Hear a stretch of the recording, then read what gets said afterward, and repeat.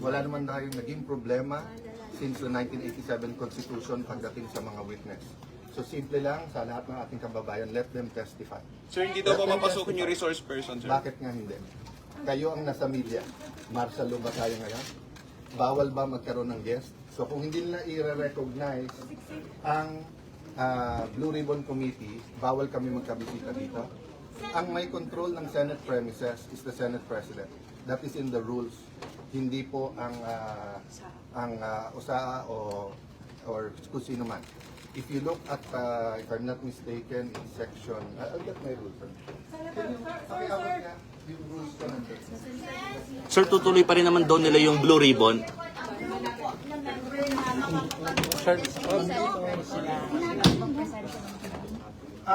We will have our staff.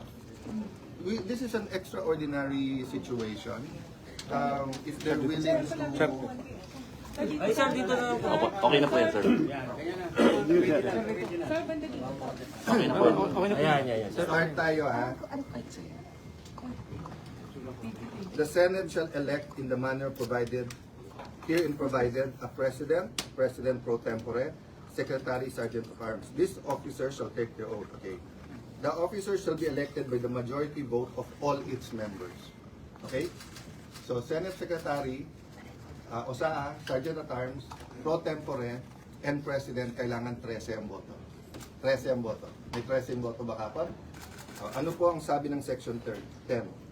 The term of office of the President, at sa ngayon po ako yon, the President pro tempore, na sa ngayon si Senator Loren Legarda yon, the Secretary and the Sergeant of Arms shall begin upon their election and shall end when their successors shall have been elected. O i-assume nyo na, hindi ko sinasabing tama ha, mali yung ginawa nila kapon. I-assume nyo na 100% tama yun. I-assume nyo. Did they elect my successor? Kayo sumagot. Did they elect a Senate President? So ano sabi Section 10? And when their successor shall be elected. They did not elect my successor. So I am still Senate President. So tignan nyo ang powers ng Senate President. Kasama doon yung pag-manage ng premises ng Senado. So kung sino man ang hindi susunod sa amin dito na papasukin is going against the rules of the Senate and the Constitution of the Philippines. Ganun na kasimple. Sir, nasaan na yung 18? Nasaan na po yung 18? Pumapasok mo sa baba pero pinitigilan. Aha. So anong gagawin po ninyo? Sinusundo ni Senator Pia. Baka gusto nyo sundan doon.